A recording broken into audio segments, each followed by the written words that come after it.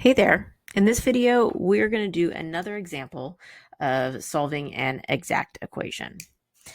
And as usual, we're going to start out by checking to see whether this equation is in fact exact. Now this equation is already in a form where we can easily identify m and n. So I have the quantity tangent x minus sine of x times sine of y all multiplied by dx, which is going to be the m, everything multiplied by dx, and then plus cosine x times cosine y dy equals 0. So m is tangent x minus sine x times sine y, and n is going to be cosine x times cosine y. Y is generally considered our dependent variable, so what's multiplying by dy is usually your n, and what's multiplying by the dx is usually the m. Okay, so to verify that these are exact equations, I'm going to take the derivative of y of m with respect to y. So I'm doing a partial derivative here. And then I'll take the derivative of n with respect to x and see if I get the same function. So derivative of tangent x with respect to y is 0 because there's no y in there, so it's just a constant. And then minus sine x sine y. Again, we're taking the derivative with respect to y. So the sine of x is just a constant here. And so I'm taking the derivative of the sine of y. And derivative of sine is cosine. So this will be cosine y. And the negative doesn't get to cancel with anything. It just sticks that out front. So my partial derivative with respect to y is negative sine x cosine y. Now let's look at n, cosine x times cosine y, and take its derivative with respect to x. So this time the cosine y isn't going to do anything. It's just a constant hanging out there. And we take the derivative of cosine of x, which is negative sine of x. So I get negative sine x cosine y, which is the same thing we got for m when we took its partial derivative. So these are, in fact, this is in fact an exact equation that we're dealing with. So now we can jump into actually solving it because we know this method is going to work now.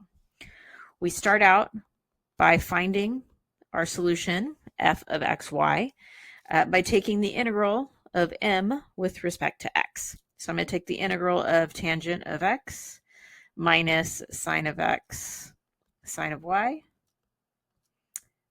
dx. Okay, so the integral of the tangent of x, you might have to look up this formula, and there is a couple of different ways to write it. I'm going to choose the cosine version of this solution, but the integral of tangent is going to be negative the natural log of the absolute value of cosine of x. There is a secant version of this where secant is in place of cosine, and then the negative is dropped off, and those are equivalent to each other if you use some logarithmic rules there. Okay, and then going to the second term, negative sine x times sine y. Integrating that with respect to x will give me a positive cosine x times the constant sine of y. And then because we have two variables and we're only integrating with respect to one of them, our constant of integration could be a function of our constant here, y. So I get plus g of y at the end of all that. Okay, so this is my solution. Only thing missing is what the heck is g of y. So to find that, we're going to take the partial derivative of this function f with respect to y.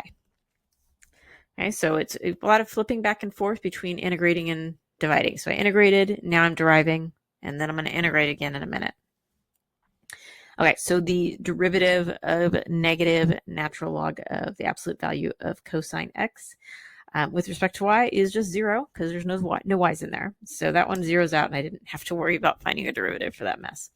And then I can go to the second term. Cosine x times sine of y is going to give me a derivative of cosine x cosine y. So I'm just taking the derivative of that sine of y there. And then plus g prime of y, because that one is going to be a partial derivative there. Okay, so this partial derivative of our function f is equal to n. So I'm going to take n of xy. Sorry about my dog.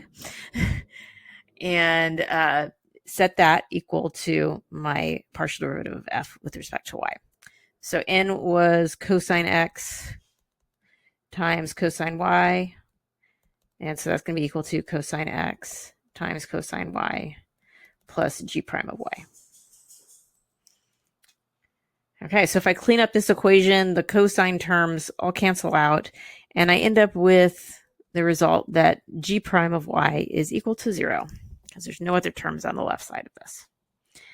Okay, now that doesn't mean g of y is 0. It just means I need to integrate. Right?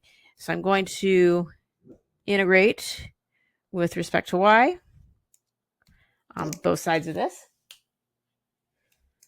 And I get g of y on the left. And it's probably been a while since you had to integrate 0, but we do get a constant for this. It's not 0, it's not 1, it's not x. We just get our constant of integration when we integrate 0. Okay, so now I found out what g of y is, and I can go back up to my f of xy function, plug it in, and write out my final solution.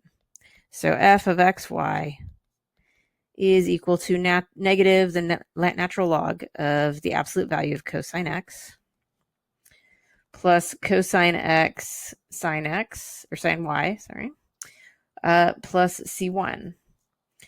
And our solution in this procedure will always be equal to a constant c2. And so I'm going to combine that with my c1 for a final answer of negative natural log of the absolute value of cosine x plus cosine x times sine y equals c. Okay, and there is our solution to this exact equation.